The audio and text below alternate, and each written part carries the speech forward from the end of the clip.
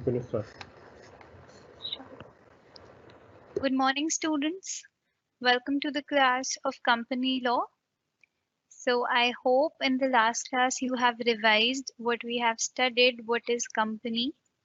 So in today's class, we'll continue with the first chapter, and our topic for today will be what is the difference between a company and partnership firm.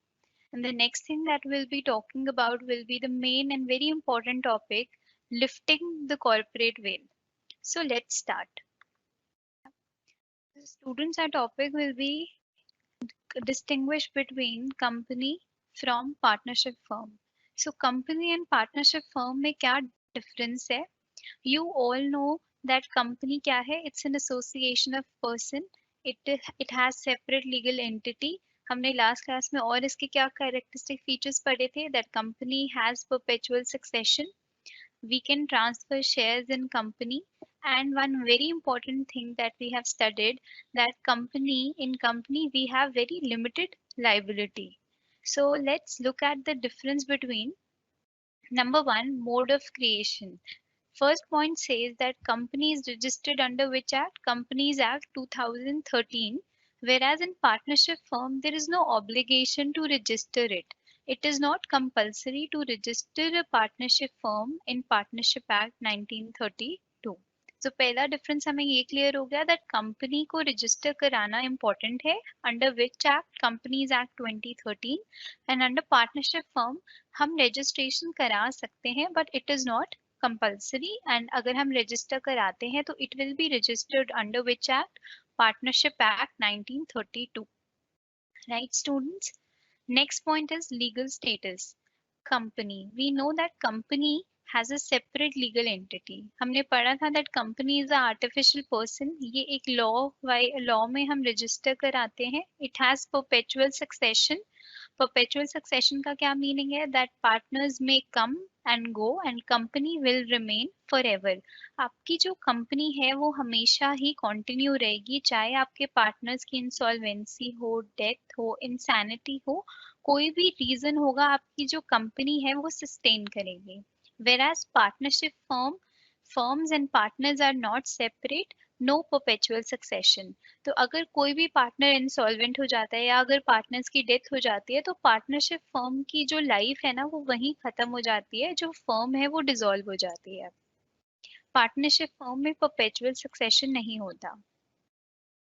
Next base of difference is liability of members. अब students, हमें पता है कि company में जो members होते हैं वो सिर्फ अपने शेयर की वैल्यू के लिए ही लाइबल होते हैं. इसका क्या मतलब है? सपोज करो मैंने एक कंपनी खोली, पब्लिक कंपनी का मतलब है there will be lot of members, बहुत सारे पब्लिक जो है वो सब्सक्राइब कर सकती है शेयर्स. तो इन दैट केस अगर एक पर्सन ने 1 लाख के शेयर सब्सक्राइब करे तो उसकी लाइबिलिटी सिर्फ 1 लाख रुपीस की है. जितने के शेयर्स उसने परचेज करे हैं उतना ही अमाउंट उसने कंपनी को देना है.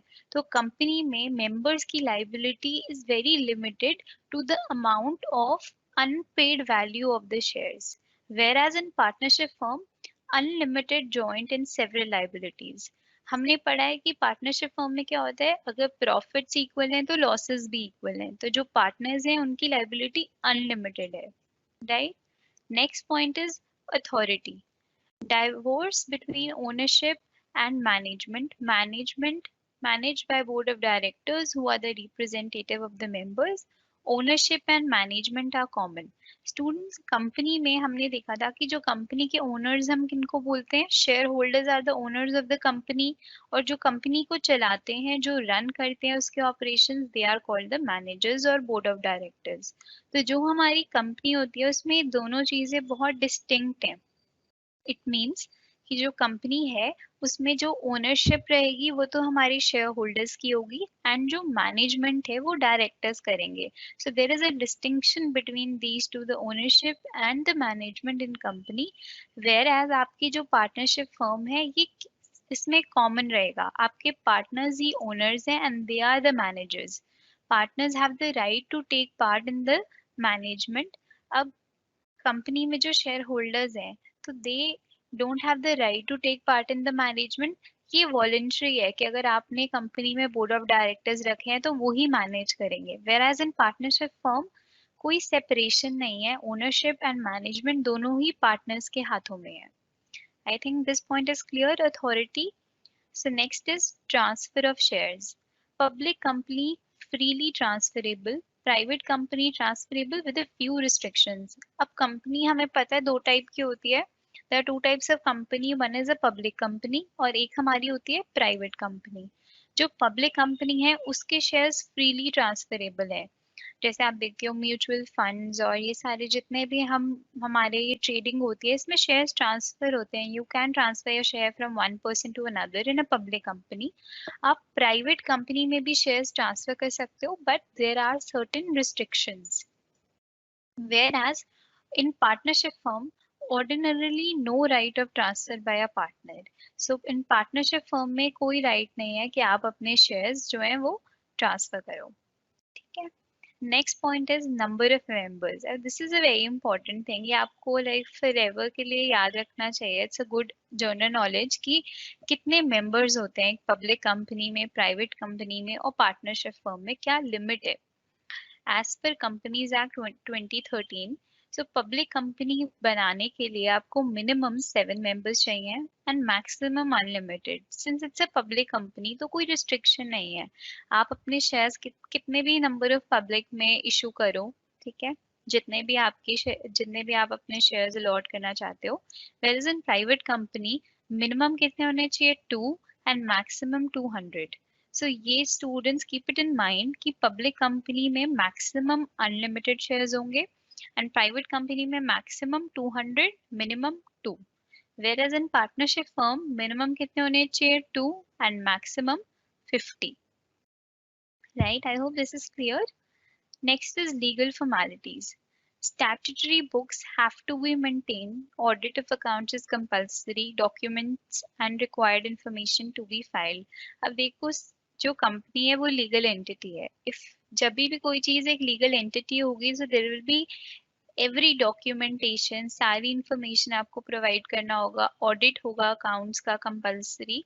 वेयरएज इन पार्टनरशिप फर्म जब वो एक लीगल एंटिटी नहीं है, क्योंकि कंपल्सरी नहीं है कि आप रजिस्टर कराओ पार्टनरशिप को, since it is not a legal entity तो उसका रजिस्ट्रेशन कंपल्सरी नहीं है तो ऑडिट भी कंपल्सरी नहीं है। तो पार्टनरशिप फर्म में क्या डिफरेंस हो गया कि इतनी डॉक्यूमेंटेशन नहीं है, ऑडिट नहीं होता है, वेराज कंपनी में ये सारी लीगल फॉर्मेलिटीज हमें फॉलो करनी होती है। So next point is resources. Large and unlimited resources, especially in case of public companies, as funds can be raised from the public. अब पब्लिक कंपनी है तो आप बहुत सारा पैसा, you can raise a lot of money, आप बहुत सारी मनी रेज कर सकते हो। Whereas in partnership firm आप पब्लिक से मनी रेज नहीं कर सकते, सो आपके लिए बिजनेस करने के लिए जो रिसोर्सेज हैं वो भी लिमिटेड है in partnership firm. Conduct of affairs. Affairs of a company are conducted as per the Companies Act. In Companies Act 2013, so according to Companies Act 2013 जो कंपनी है उसके जो भी अफेयर्स हैं, affairs of a company means जो भी business transactions हैं वो सारे कंपनीज एक्ट के अकॉर्डिंग ही चलेंगी, because it is registered under that act. whereas in partnership firm partners may carry any business as they decide so long it is not legal। so partners के पास right है, authority है कि वो कोई भी business carry कर सकते हैं, कोई भी बिजनेस रन कर सकते हैं। Only thing that has to be kept in mind that it should not be any illegal business. Next and last point is dissolution may be dissolved only according to the provisions of the law, usually by an order of the court. Death of members does not dissolve the company. Whereas in partnership firm, dissolution by agreement, by notice or by court, death of a partner dissolves the partnership. Students, if you remember, हमने last class में पढ़ा था जो company है, हमने पढ़ा company का perpetual succession है। तो इसका क्या मतलब है कि कंपनी कभी भी अपने आप डिसॉल्व नहीं होगी, पार्टनर्स की डेथ हो जाए या इंसैनिटी हो जाए या पार्टनर्स इंसॉल्वेंट हो जाए। The only way a company can be dissolved is through by an order of the court. सिर्फ कोर्ट के पास पावर है टू टर्मिनेट और टू डिसॉल्व अ कंपनी। अगर कोर्ट से ऑर्डर्स आ जाते हैं that this company is no longer valid, then only a company can be dissolved. Whereas partnership firm में क्या है कि अगर आपके पार्टनर्स इंसॉल्वेंट हो जाते हैं या पार्टनर्स की डेथ हो जाती है या partners are not that much capable enough या इंसैनिटी कह लो, तो in that case if they are not of any sound mind, तो इन दैट केस उनके अग्रीमेंट से पार्टनर्स के या नोटिस से या अगर कोर्ट का ऑर्डर भी आ गया, इन that case partnership firm dissolve होगी। सो आई होप स्टूडेंट्स आपको ये डिस्टिंक्शन बहुत अच्छे से समझ आ गया हो कि what is the difference between company and the partnership firm. So now the very last topic of the first chapter, and which is also a very important one from the examination point of view, ये बहुत important topic है, आप इसको बहुत अच्छे से समझना। Lifting the corporate veil, very important topic. So lifting the corporate veil क्या होता है, what is its meaning? सबसे पहले one thing जो हम अपने mind में लेकर चलेंगे कि अभी तक हमने ये पढ़ा that a company is a separate legal entity distinct from its member. I repeat, a company is a separate legal entity distinct from its members. हमने last class में भी ये discuss करा and I also repeat it again कि company क्या है, एक separate legal entity है। इसका क्या मतलब है कि आपके जो कंपनी के मेंबर्स हैं जिनको हम कहते हैं शेयर होल्डर्स और जो कंपनी है, ये दोनों एक डिफरेंट एंटिटी है। मतलब कि जो कंपनी है उसके पास पावर है to acquire a property, to purchase any land, building, anything, any asset in its own name. So company एक आर्टिफिशियल पर्सन है, उसके पास अपनी पावर्स हैं। और जो कंपनी के मेंबर्स हैं they are different entity. Company के जो मेंबर्स हैं वो कंपनी के लिए क्रेडिटर्स हैं। क्यों क्रेडिटर्स हैं? बिकॉज कंपनी में उन लोगों ने, कंपनी के जो शेयर होल्डर्स हैं उन्होंने मनी इन्वेस्ट करी है, सो कंपनी के लिए एक ये लाइबिलिटी है, एक ऑब्लिगेशन है उसके शेयर होल्डर्स, राइट। तभी आप देखोगे कि हमारी बैलेंस शीट में हम लाइबिलिटी साइड में शो करते हैं जितने भी हमारे शेयर होल्डर्स का कैपिटल होता है। So a company is a person created by law and it has a distinct entity. यहाँ तक हमें clear है? Yet in reality, it is an association of persons who are in fact the beneficial owners of the corporate property. The person behind the company are disregarded once they have formed a company and given to their association the status of a legal entity.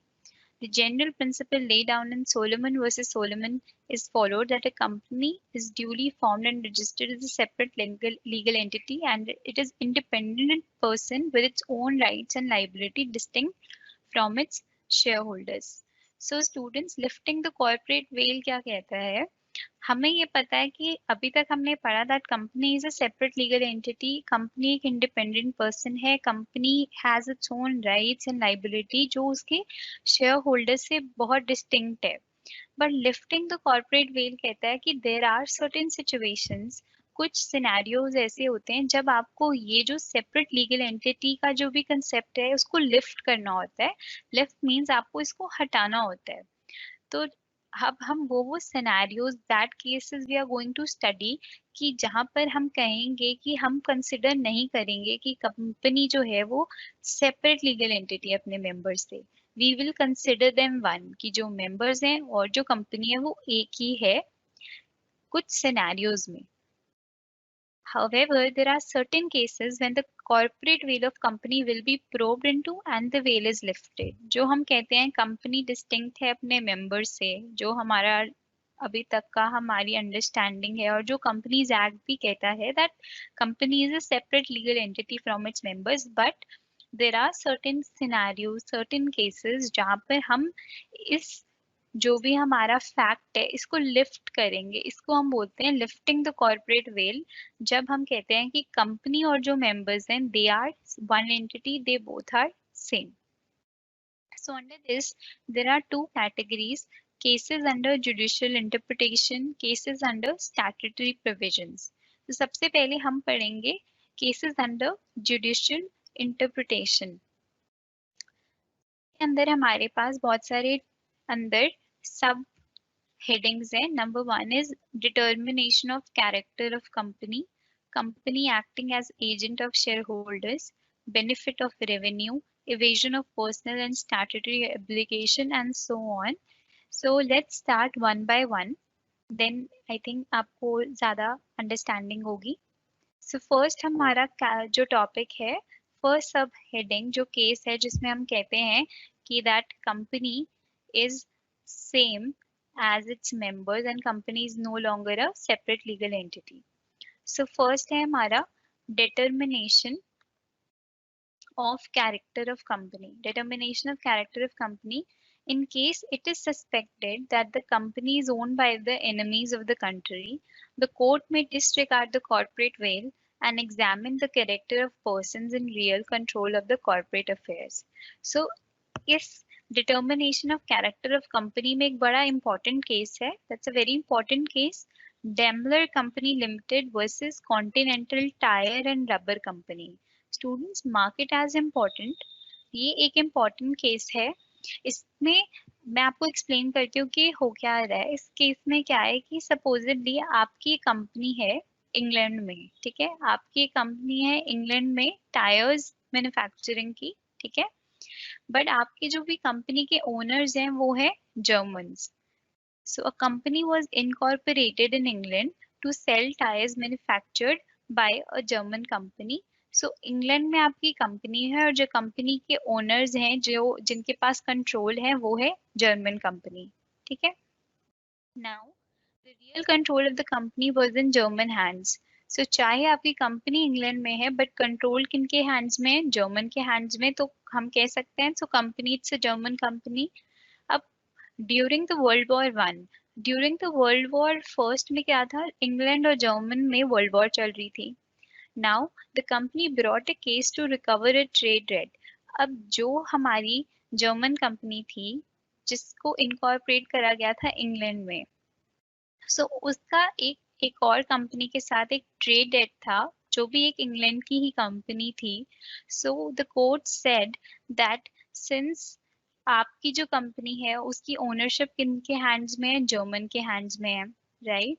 तो in that case और during the world war time जब भी ऐसे countries में कोई भी conflict चल रहा होता है या ऐसे आई से वर्ल्ड वॉर चल रही होती है, इन दैट केस अगर कोई भी कंपनी की ओनरशिप किसी एनिमी कंट्री के हैंड में है तो इन दैट केस हम यही कहेंगे कि it is a German company.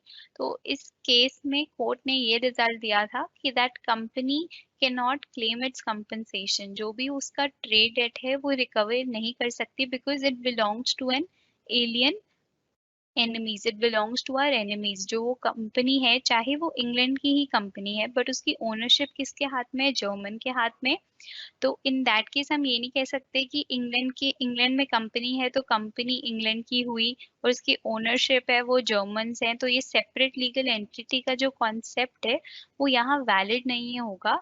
क्योंकि रीजन क्या है, अगर जो भी हमारी कंपनी है वो किसको बिलोंग करती है, हमारी एनिमी कंट्री को बिलोंग करती है, तो in that case separate legal entity का कंसेप्ट फॉलो नहीं होगा. हम कहेंगे अगर जर्मन कंपनी है, जर्मन की ओनरशिप है, चाहे कंपनी इंग्लैंड में है, तो ये दोनों सेपरेट लीगल एंटिटी नहीं है. They are one entity and belongs to German, right. Determination of character of company. तो इस पॉइंट कहता है कि हम कैरेक्टर देखेंगे कंपनी का, क्या वो कोई एलियन एनिमी कंपनी कंट्री की तो नहीं है, कोई एनिमी कंट्री से बिलोंग तो नहीं करती कंपनी. अगर कंपनी हमारी किसी एनिमी कंट्री से बिलोंग करती है और अगर उस कंट्री के साथ आपकी वर्ल्ड वॉर चल रही है तो in that case separate legal entity का कॉन्सेप्ट फॉलो हम नहीं करेंगे. Next is company acting as agents of the share holders. अगर सिनेरियो है जो कंपनी है वो शेयर होल्डर्स की एजेंट है, तो कभी ऐसा नहीं होता ना, ऑपोजिट होता है, जो शेयर होल्डर्स होते हैं वो कंपनी के एजेंट होते हैं, शेयर होल्डर्स कभी भी प्रिंसिपल नहीं होते. अगर कभी ऐसा सिनेरियो हो तो इन दैट केस हम सेपरेट लीगल एंटिटी का कॉन्सेप्ट फॉलो नहीं करेंगे. Benefit of revenue.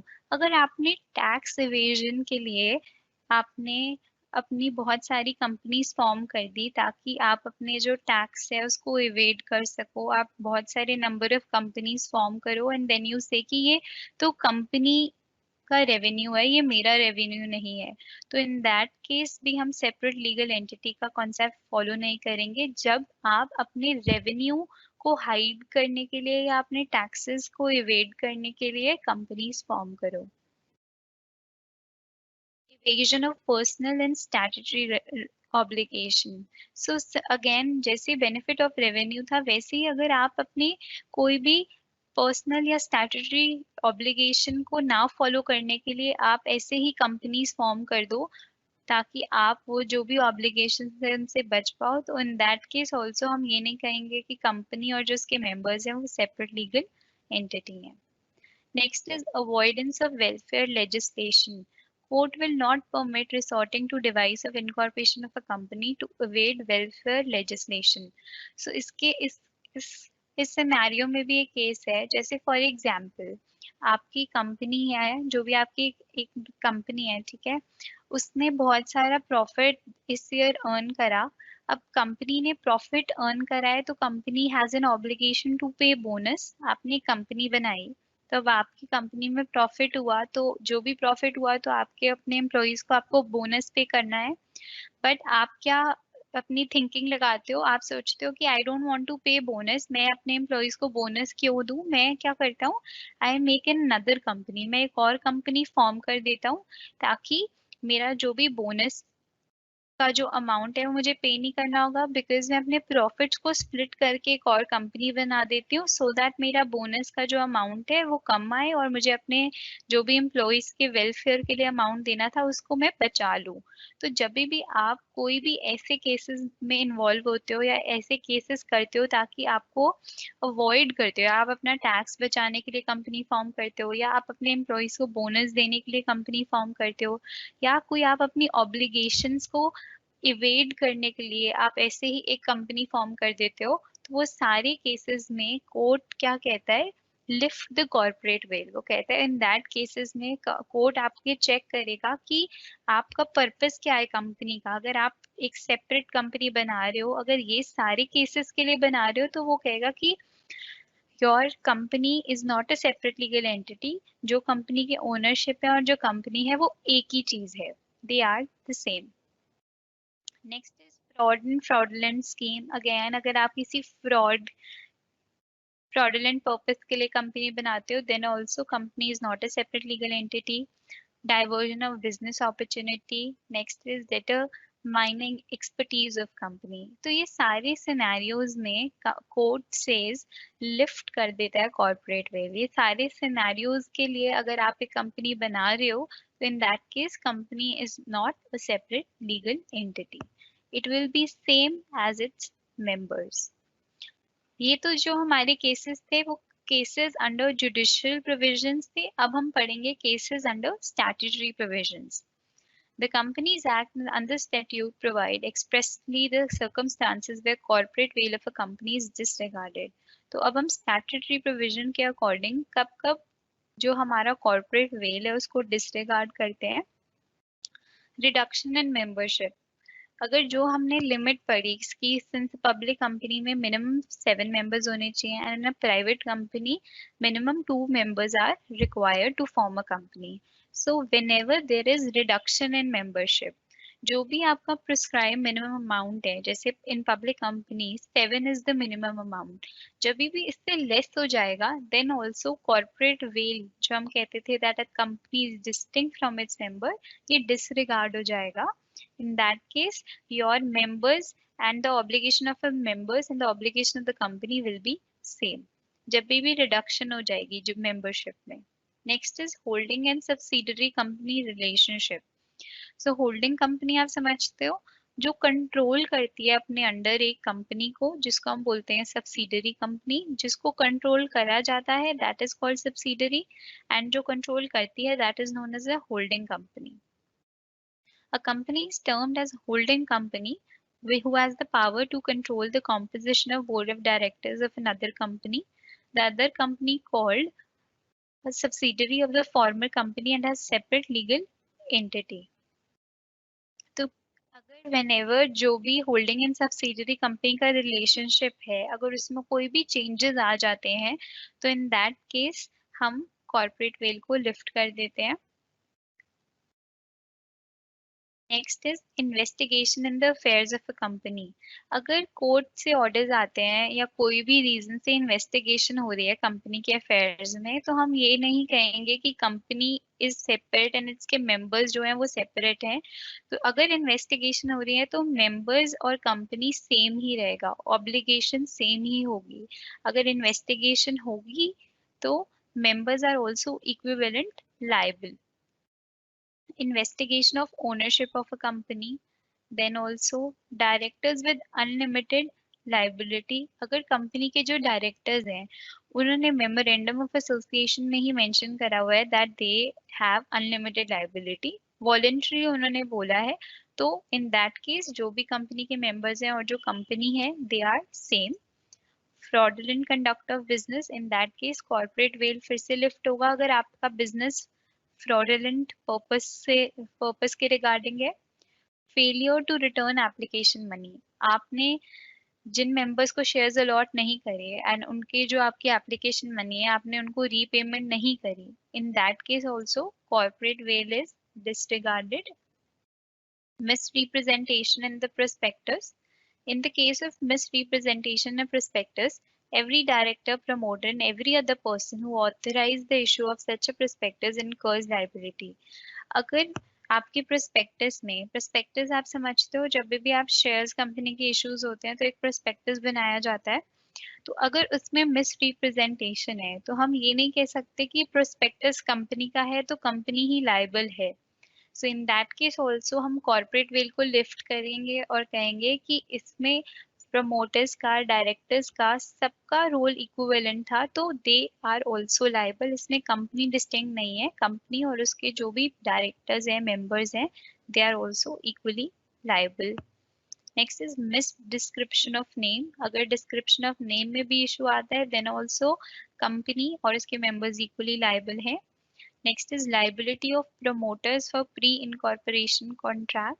Promoters will be personally liable for all those pre-incorporation contract. तो इस केस में अगर pre-incorporation contract क्या होते हैं, जब भी कंपनी फॉर्म हो रही होती है तो उससे पहले की जो भी डॉक्यूमेंटेशन फॉर्मेलिटी होती है उसमें promoters भी equally liable हैं। So the next is Ultra Vires Act. The directors of the company will be personally liable for all those acts which they have done on behalf of the company.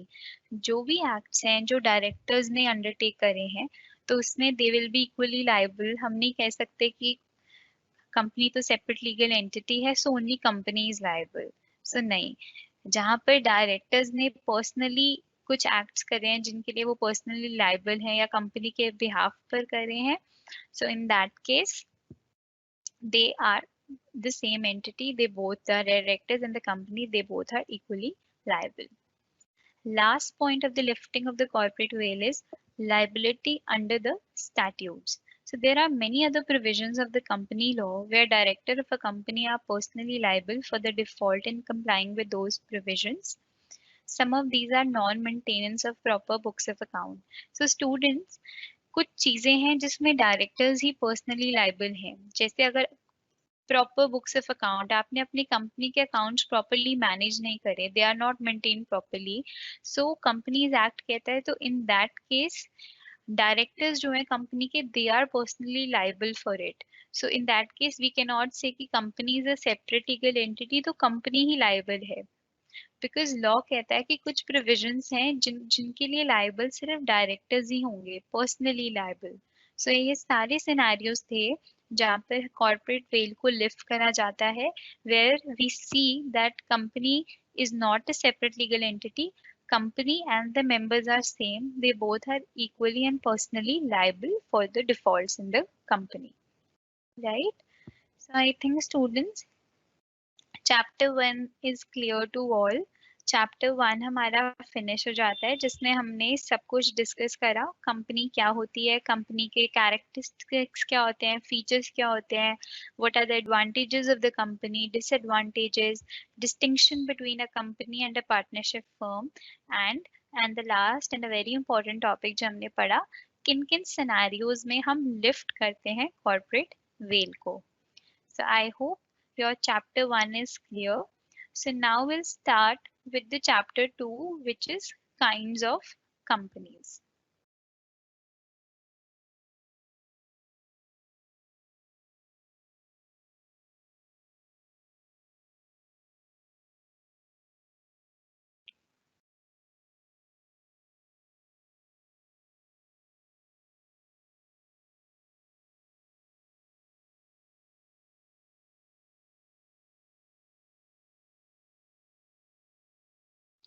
Students, our second chapter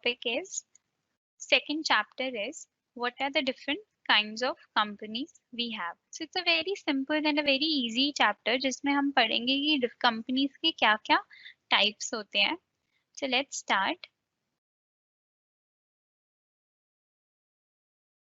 As per Indian Companies Act 2013, Indian Companies Act 2013 कहता है कि there are two types of companies. One is statutory company and second is registered company. So statutory company कौन सी होती है?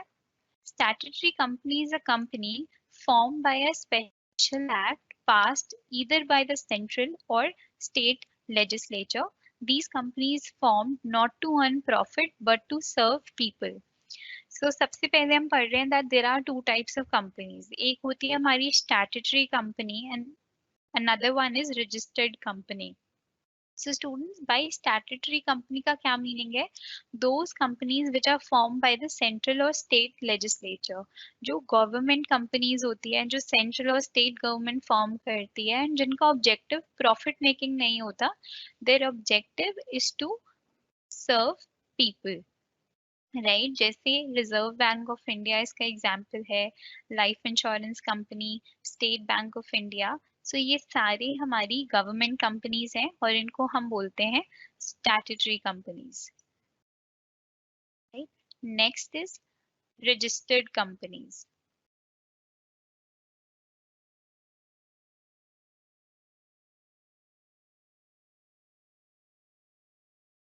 Registered company कौन सी होती है? Company registered under the Indian companies act 2013.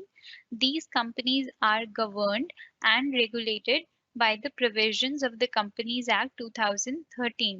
So जो भी companies, those companies जो register होती हैं Indian Companies Act में, जैसे for example, if I have created a company and I have registered it under Indian Company Act, so my company will be called as a registered company. So India में जितनी भी companies act 2013 में registered हैं उनको हम बोलते हैं registered companies. अब these companies में there are three types of companies. अब registered company तीन types की हो सकती है. One is limited by share, second is limited by guarantee, third is unlimited companies. So limited by share से meaning क्या है students? Limited by shares का meaning है that इसमें जो शेयर होल्डर्स की लाइबिलिटी है वो लिमिटेड है to the unpaid value of the shares held by them. Limited by share से आप समझो कि इसमें शेयर होल्डर्स की जो लाइबिलिटी है वो लिमिटेड है to the amount of unpaid value of the shares. अगर उन्होंने 1 लाख के शेयर्स खरीदे हैं कंपनी के तो उनकी लाइबिलिटी सिर्फ उतने शेयर्स तक ही लिमिटेड है. सेकंड क्या होती है? कुछ कंपनीज होती है limited by guarantee. Limited by guarantee से क्या मीनिंग है? लिमिटेड बाय गारंटी से मीनिंग है section 2 subsection 21 says guarantee company is the company in which liability of each member is limited to such amount as the members may voluntarily undertake. अब limited by guarantee में होता है कि members जो हैं वो वॉलेंटरली कहते हैं दैट हम सिर्फ इतनी हमारी लाइबिलिटी है, हम इस एक्सटेंट तक हम गारंटी देते हैं. तो यहाँ पर मेंबर्स के शेयर से कोई कनेक्शन नहीं है कि वो उनके पास कितने अमाउंट का शेयर है. यहाँ पर मेंबर्स की लाइबिलिटी वो वॉलेंटरली स्टेट करते हैं कि हम इतनी गारंटी देते हैं और इसके बाद जो भी कोई डेफिशिएंसी होगी वो हम मीट करेंगे. Next is unlimited companies. कुछ रजिस्टर्ड कंपनीज अनलिमिटेड कंपनीज होती हैं। तो अनलिमिटेड का क्या मतलब है कि इस केस में मेंबर्स की जो भी लाइबिलिटी है दैट इज अनलिमिटेड। वो कंपनी के एंटायर डेट के लिए, एंटायर कंपनी की सारी लाइबिलिटीज के लिए इक्विवेलेंट लाइबल है। Next our topic is private company.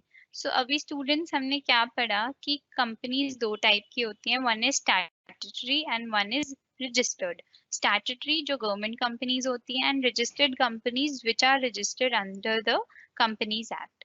अब रजिस्टर्ड कंपनीज में हमने थ्री टाइप्स पढ़ी, limited, unlimited, limited by shares and limited by guarantee. अब रजिस्टर्ड कंपनीज में सब हेडिंग्स हैं, private company, public company. So first of all private company क्या होती है वो अंडरस्टैंड कर लेते हैं। So private company means a company which by its article restricts the right to transfer its shares except in the case the one person company limit the number of its members to 200, prohibits any invitation to public to subscribe for any securities of the company। हमें पता है private company वो company होती है जिसमें हम shares transfer नहीं कर सकते, जिसमें लिमिट है। प्राइवेट कंपनी की लिमिट कितनी है, नंबर ऑफ मेंबर्स कितने हो सकते हैं, 200, और जिसमें prohibits any invitation to the public, जिसमें हम पब्लिक को सब्सक्राइब नहीं कर सकते shares, they are known as private company. So I hope आपको क्लियर है प्राइवेट कंपनी कौन सी कंपनी होती है, where we can not transfer our shares, where there is maximum limit of members is 200, which prohibits any invitation to the public to subscribe its shares because it's a private company, right? वो private company है तो वो public को क्यों invite करेगी, इसलिए private company prohibits any invitation to the public।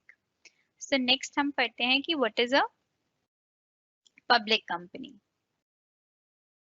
So section 2 subsection 71 says public company means a company which is not a private company। अगर एक कंपनी है जो प्राइवेट कंपनी नहीं है तो वो पब्लिक कंपनी है। A company which is a subsidiary of a company which is not a private company, it means अगर कोई पब्लिक कंपनी की सब्सिडरी होती है तो वो भी पब्लिक कंपनी ही होती है। So a public company must have minimum of 7 members। Public company में मिनिमम कितने मेंबर्स होने चाहिए, 7। The shares of a public company are freely transferable। ये हमें पता है कि पब्लिक कंपनी के शेयर्स फ्रीली ट्रांसफरेबल हैं।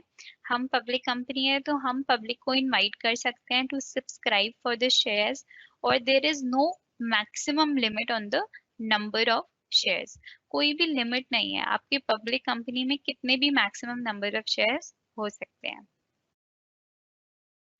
सो आई थिंक अब ये भी क्लियर है हमें पब्लिक कंपनी क्या होती है। Next let's talk about OPC. OPC बहुत इंपॉर्टेंट है कि वन पर्सन कंपनी क्या होती है।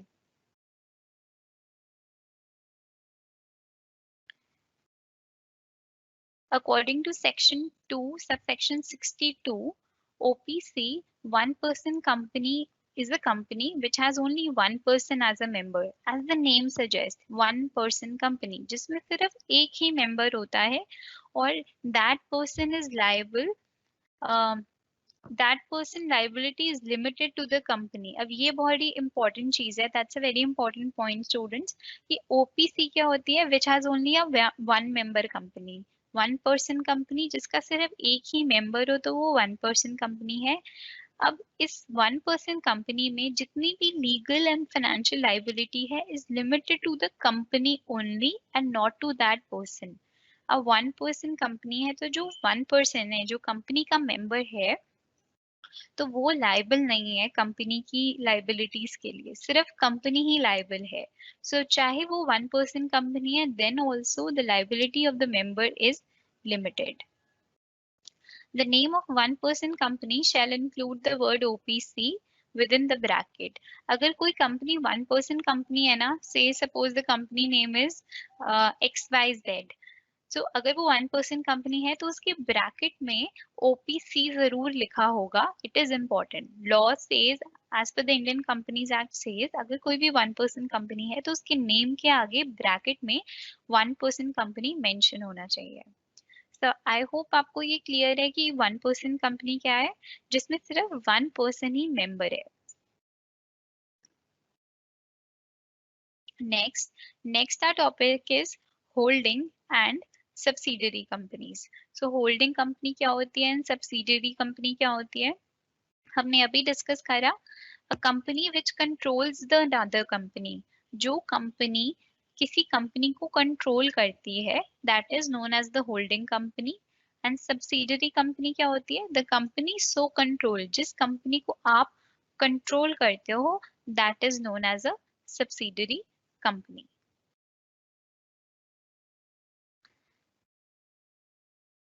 So our next topic is associate company. Section 2, subsection 6 of the Companies Act says associate company in relation to another company means a company in which that other company has a significant influence but which is not a subsidiary company. ये students बहुत आराम से understand करेंगे कि associate company क्या होती है। अगर मेरी कंपनी है XYZ and your company is ABC, I says I say that XYZ is my company and my associate company is ABC. Associate company आपकी सब्सिडरी नहीं होती। सब्सिडरी का तो हमें पता है कि जिसमें जो भी होल्डिंग कंपनी है वो सब्सिडरी को कंट्रोल करती है, तो वो सब्सिडरी होती है। बट एसोसिएट कंपनी में क्या रोल होता है, अगर मेरी XYZ कंपनी है एंड मैं कहती हूँ that ABC is my associate company, तो इसका मतलब है कि उसमें मेरा सिग्निफिकेंट इन्फ्लुएंस है। उसमें मेरा सिग्निफिकेंट इन्फ्लुएंस का क्या मतलब है कि उसके अंदर मेरा कंट्रोल है, that I have control in that company. और कितना कंट्रोल है, at least 20% of total voting power और of business decisions. Associate company का मीनिंग है कि आपका किसी कंपनी में या तो आपके पास एटलीस्ट 20% की वोटिंग पावर है, आप 20% आपके डिसीजंस कि आपके पास राइट है, 20% के डिसीजंस आप ले सकते हो या आपके पास वोटिंग पावर है, तो आप कह सकते हो कि that company is an associate company of yours. अगर मैं कहती हूँ that my company is an associate company of your company, तो इसका मतलब है कि आपके पास मेरी कंपनी में 20% का सिग्निफिकेंट इन्फ्लुएंस है, मतलब 20% की वोटिंग पावर है आपके पास, या आप 20% के बिजनेस डिसीजंस ले सकते हो। I hope it is clear. Next is our small company. Section 2, subsection 85 says अभी किस कंपनी को हम कहते हैं कि ये स्मॉल कंपनी है, सो जिसकी paid up share capital does not exceed rupees 50 lakh और such higher amount as may be prescribed। तो जिस कंपनी की paid up share capital 50 lakh तक है और जिसका turnover of which as per its last profit and loss account does not exceed 2 crore। So जिनकी paid up share capital does not exceed 50 lakh और जिनका turnover is not more than 2 crore, so they are called as small company as per Indian Companies Act 2013। Next is dormant company। So next is dormant company। dormant company हम किसको बोलते हैं, inactive company। So अगर आपकी कोई भी company है जिसको आपने सिर्फ फॉर्म करा है फॉर द पर्पस या किसी फ्यूचर प्रोजेक्ट के लिए फॉर्म करा हुआ है, या आपने इसको सिर्फ किसी एसेट को होल्ड करने के लिए, जिससे कोई भी आप सिग्निफिकेंट बिजनेस ट्रांजैक्शंस नहीं कर रहे, या company that is not active, उसका कोई भी बिजनेस ऑपरेशंस नहीं है, आपने उसको फॉर्म करा है अपने किसी फ्यूचर प्रोजेक्ट के लिए, सो हम कहते हैं डोरमेंट कंपनी क्या होती है, हमारी inactive companies. Next is government company। So government company, section 2, subsection 45. Government company means a company in which not less than 51% paid up capital is held by the central government, state government, partly by central or state government. So government company में हमेशा always remember, supposedly मेरी company है, ठीक है, my company name is XYZ Limited। अब इस company में मुझे गवर्नमेंट ने कहा कि I want 52% of paid up share capital. अब गवर्नमेंट के पास जब 52% होल्डिंग है, तो और रिमेनिंग कितना हुआ, balance 48% is with myself. So जब भी मोर देन 51% गवर्नमेंट के पास हो जाता है तो वो कंपनी को हम बोलते हैं government company. So in which not less than 51%. इसका मतलब है मिनिमम 51% पेड अप कैपिटल अगर सेंट्रल गवर्नमेंट के हैंड्स में है या स्टेट गवर्नमेंट के हैंड्स में है या पार्टली सेंटर एंड स्टेट में है, so that company is known as a government company. Minimum 51% of the paid up share capital, government के पास 51% की holding होनी चाहिए. So second last topic is foreign company.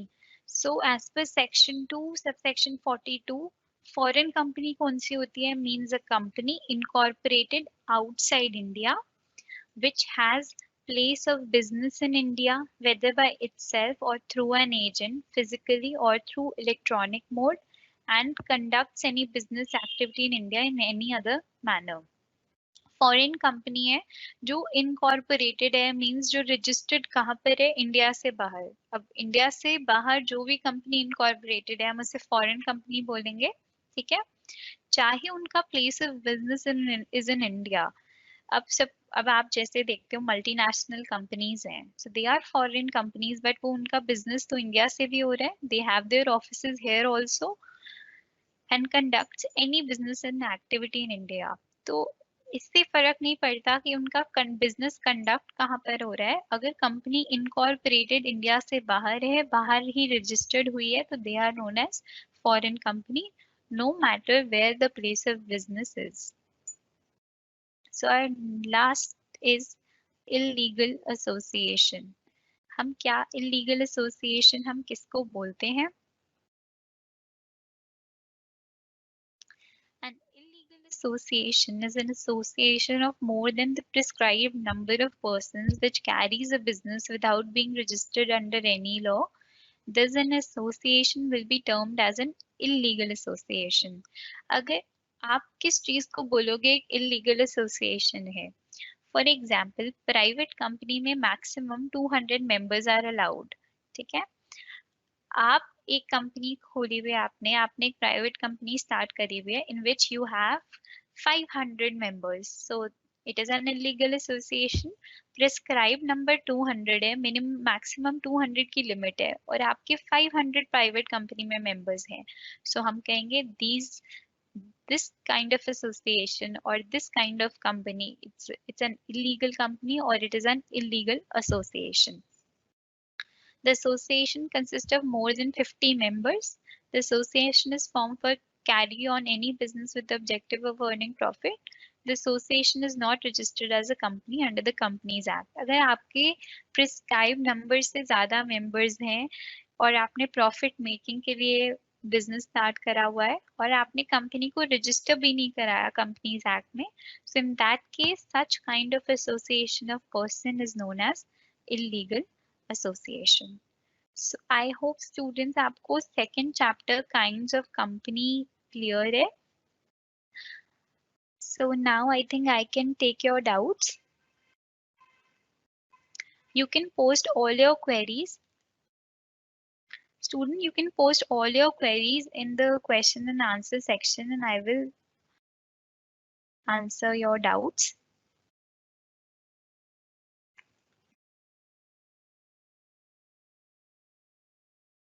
Okay, first of all, students, I am sharing a link. So this link has the notes of last class and for the topic lifting of the corporate veil. Use this link, copy this link. This link is for chapter 1 notes of company law, topic company meaning and characteristics. For today's notes or for today's PPT, I will also share a link in the next class. Now I can answer your queries. I have shared the PDF of the last class. Yes, one person company भी होती है, that is also possible, जिसमें only one member होता है. जैसे हम कहते हैं ना sole proprietorship. अगर आप सोल प्रोप्राइटर हो, आपका अपना बिजनेस है, तो आप अपने बिजनेस की आप अपनी 1% कंपनी भी रजिस्टर कर सकते हो। जैसे प्रोप्राइटरशिप में भी ये होता है दैट आपका अपना सिंगल ओनर बिजनेस है, तो आप अपने सिंगल ओनर पर्सन भी अपनी कंपनी अब फॉर्म कर सकते हैं। This subject is company law. I have already shared the PDF of last class. Use that link.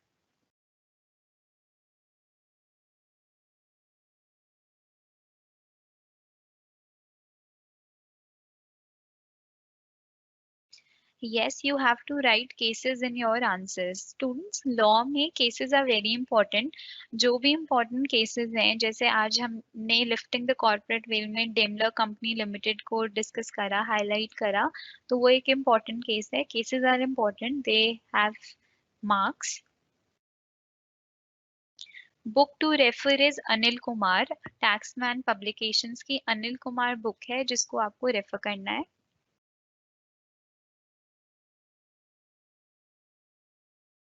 जो भी बुक में बॉक्सेस में डिटेल्ड है वो सारे केसेस हैं, वो एग्जांपल्स हैं, वो इलिस्ट्रेशंस हैं आपकी अंडरस्टैंडिंग के लिए। आप जितने केसेस पढ़ोगे आपको ज्यादा समझ आएगा कि वो क्या टॉपिक है।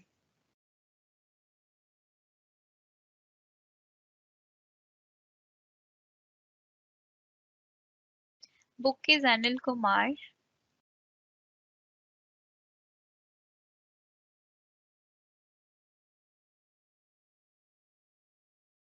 Okay, can you please explain dormant company? So dormant companies are inactive companies. जैसे आपने अपने किसी फ्यूचर प्रोजेक्ट के लिए कंपनीज फॉर्म करी हैं, ठीक है, जिसमें आपको अभी कोई सिग्निफिकेंट ट्रांजैक्शंस अभी नहीं करनी, या अपने एसेट होल्ड करने के लिए, सपोजिटली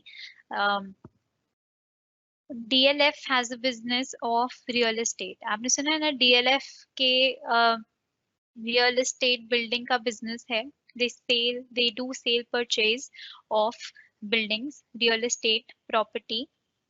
सो नाउ अपने एसेट्स को होल्ड करने के लिए अगर उन्होंने अब कोई एक अपने बिजनेस में एक न्यू ट्रांजैक्शन करी है, उन्होंने कोई एक न्यू प्रॉपर्टी या न्यू लैंड एक्वायर करी है, सो इन दैट केस उनको अपने एक न्यू कंपनी उन्होंने फॉर्म करी जिसको बोलते हैं डोरमेंट कंपनी, अपने एसेट को होल्ड करने के लिए, ताकि उनको पता है कि ये मेरे को अपना बिजनेस में इसको अपने करंटली इसका यूज नहीं है, ये जो मेरी प्रॉपर्टी है मैं इसको अभी होल्ड करना चाहता हूँ। I will do my business after 6 months on that. So अपने एसेट्स को होल्ड करने के लिए आप एक डोरमेंट कंपनी बना देते हो, ठीक है, जो इनएक्टिव रहती है, जिसमें आपके उस कंपनी में उसके सारे एसेट्स पार्क हो जाते हैं। So dormant company is an inactive company जिसमें आपकी सिग्निफिकेंट ट्रांजैक्शन जो बिजनेस की नहीं होती, आप अपने एसेट्स को उसमें होल्ड कर लेते हो, पार्क कर लेते हो, और जो भी आपके फ्यूचर ट्रांजैक्शंस हैं या कोई भी आपका फ्यूचर प्रोजेक्ट है उसमें आप उसको यूटिलाइज करते हो।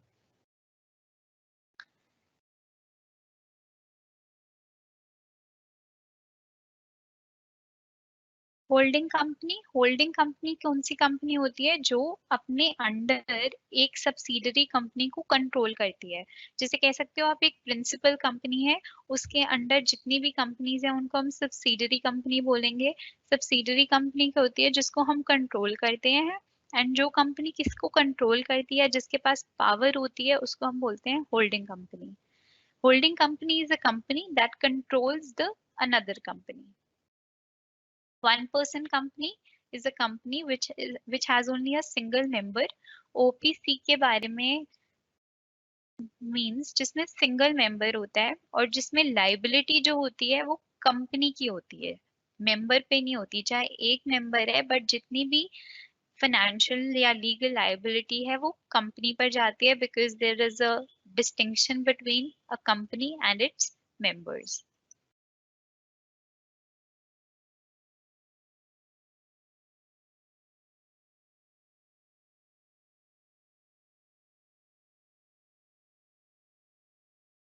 What is the difference between public company and a government company? देखो गवर्नमेंट कंपनी में 51% से ज्यादा होल्डिंग गवर्नमेंट की है, तो वो गवर्नमेंट कंपनी है, उसमें सेंट्रल गवर्नमेंट और स्टेट गवर्नमेंट के पास राइट्स हैं।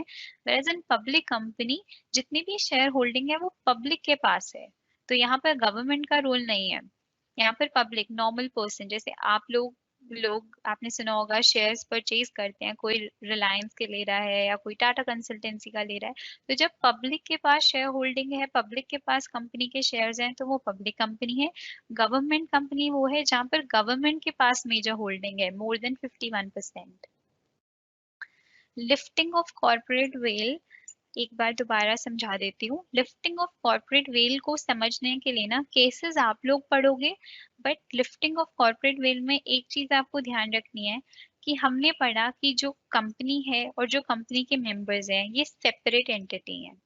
But lifting of the corporate well कहता है कि कुछ सिनेरियोज ऐसे हैं जहां पर हमारे को इस फैक्ट को लिफ्ट करना होता है, इस फैक्ट को हटाना होता है, जहां पर हम कहते हैं कि जो कंपनी है एंड जो कंपनी के मेंबर्स हैं they both are same entity.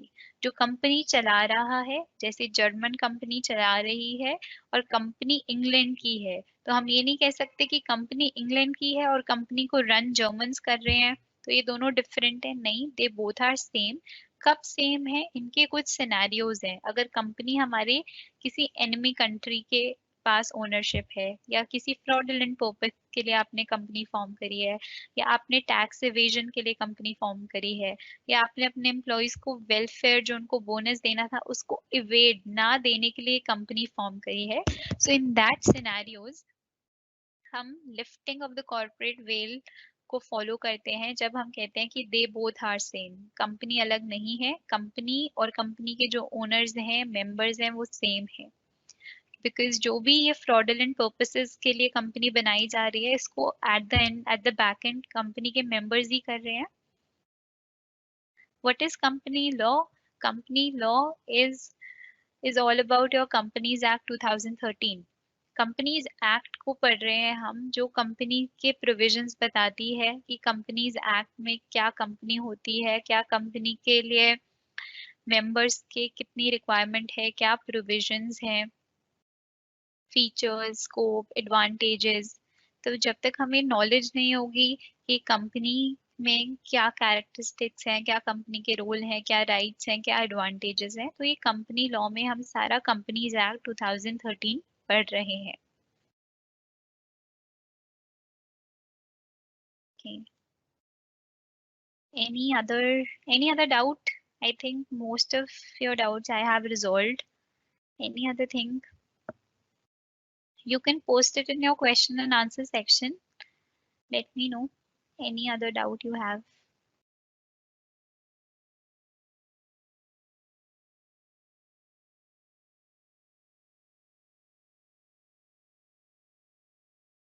Don't worry, last class के नोट्स के लिए I have shared the link. आज का जो टॉपिक था हमारा काइंड्स ऑफ कंपनी की, जो भी मैंने पावर पॉइंट प्रेजेंटेशन बनाई हुई है, I will share its link in the next class definitely. Don't worry, आपको सारे नोट्स मिल जाएंगे।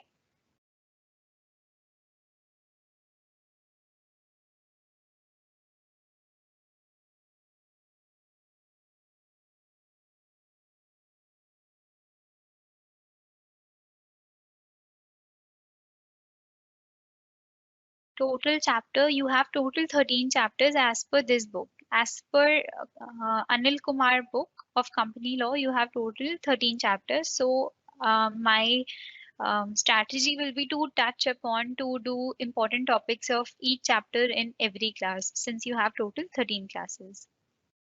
Don't worry, Daimler Company Limited, आप लोग जब revise करोगे ना, after this class, open your notes and revise chapter 1, go through the important cases, so आपको clear हो जाएगा।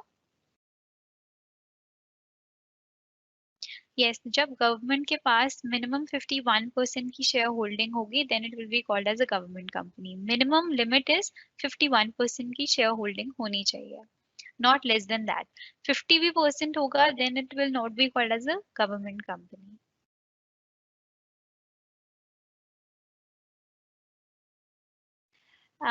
देर आर ऑल्सो इम्पोर्टेंट टॉपिक्स। अब जो आपका सेकेंड चैप्टर है काइंड्स ऑफ कंपनी में, टॉपिक है conversion of public into private, private into public. ये सारे टॉपिक्स आपको गो थ्रू करने होंगे in chapter number 2। For chapter number 2 मैंने आपको एक ब्रीफिंग दिया है कि हमारे पास कौन से टाइप के कंपनीज हैं। तो it doesn't mean कि आपका chapter 2 यहीं finish हो जाता है. There are lot of things under it जो आपको go through करनी होंगी. Go through that once. जो भी doubts होंगे या जो भी जिस भी topic में आपको problem होंगी, I will discuss it in the next class. Harsh, your doubt is conversion of private into public. I'll say go through it once, go through the notes of it. If it is not clear, then I'll take this in the next class. Anil Kumar is not available, then I'll say go for JP Sharma. JP Sharma भी suggested readings में है आपके पास. Otherwise, I'll say कि I'll share the notes also. मैं आपको पूरे पूरे notes भी भेज दूंगी चैप्टर 2 के भी पीपीटी के साथ, तो आप नोट्स को ही गो थ्रू कर लोगे. That will also be sufficient, don't worry. I think I have resolved maximum doubts. Thank you, students. Thank you for your time. We have our next class day after tomorrow, same time on 12th of November for next class of company law. So all the best and thank you.